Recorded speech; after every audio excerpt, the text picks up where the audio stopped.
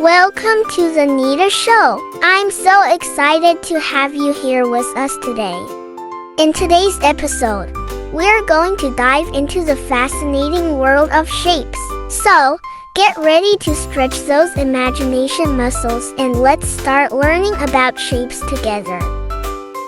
This is a square. This is a circle. This is a triangle.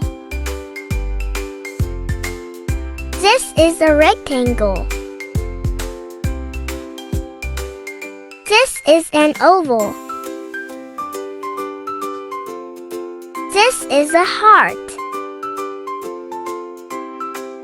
This is a trapezoid. This is a pentagon. This is a hexagon. This is an octagon. What shapes do you see? What shapes do you see? What shapes do you see? What shape is a stop sign? What shape is a donut? What shape is a pizza? What shape is a remote? What shape is the egg?